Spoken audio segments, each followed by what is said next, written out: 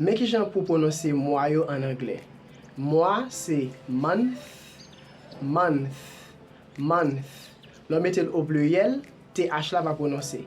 Months, months, month, months. Qu'on y a en allé.